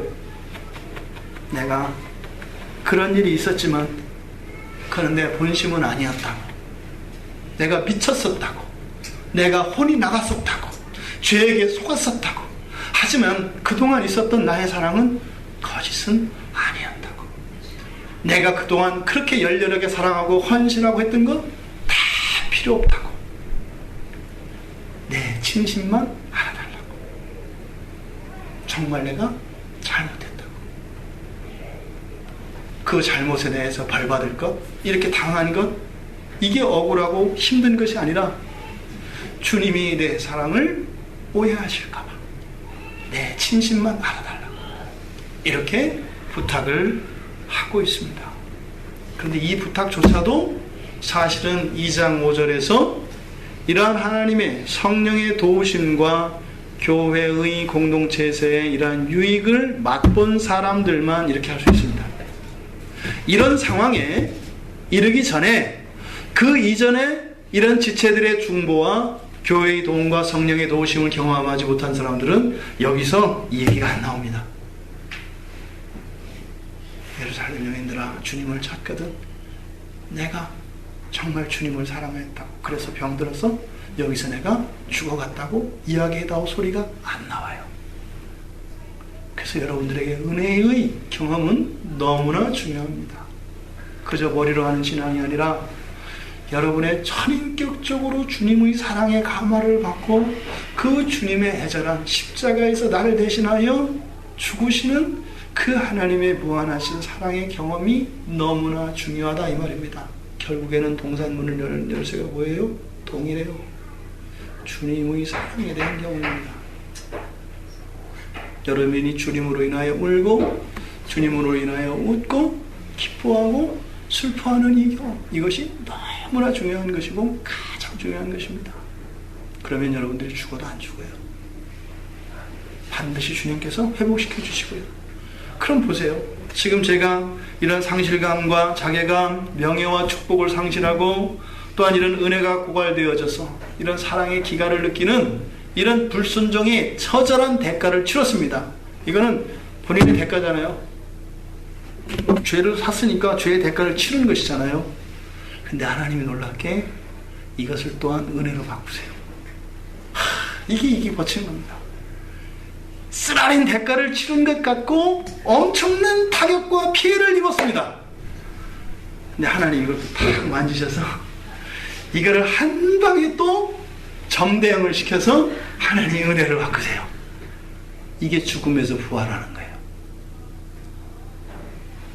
그냥 죽어지고 내가 주님을 사랑했다는 그 고백 하나만 아셔도 돼요 했는데, 내가 당연히 그 죄를 사용하는 대가로 치루어야 될 이러한 정서와 그리고 우리의 의지와 우리의 지성과 우리의 전인격과 우리의 삶에 있었던 이런 죄의 대가를 치른 고생과 고난을 하나님께서 하나님을 그렇게 사랑한 것처럼 이걸 또 경력으로 바꿔주시는 일이 그 다음에 일어납니다. 이거는 이제 내일 얘기를 하겠습니다. 우리 같이 오늘 말씀을 생각하며 잠시 기도했으면 좋겠습니다. 하나님, 지금 우리가 술람 여인이 결혼을 하고 난 뒤에 이런 침체 속에서 하나님이 주셨던 은혜가 오히려 술람 여인으로 하여금 하나님께 불순종하고 죄를 짓게 되어지는 말도 안 되는 일이 있었는데, 그거로 인해서 참으로 너무나 쓰라린 대가를 치러야 되는데, 하나님은 또한 그렇다고 해서 포기하지 않으시고 끝까지 찾아와 주셔서 회복시켜 주시는 그 사랑 안에 있지만, 이런 아픔이 아니라 그냥 저는 열렬하고 순결한 사랑으로 계속 주님께 가까이 갈 수 있었으면 좋겠습니다. 제 인생에 이런 쓰라린 기억 없이 이렇게 마디가 잡히지 않은, 이런 상처가 있지 않은, 흠집나지 않은 순결하고 온전한 사랑으로 살아갈 수 있었으면 좋겠습니다.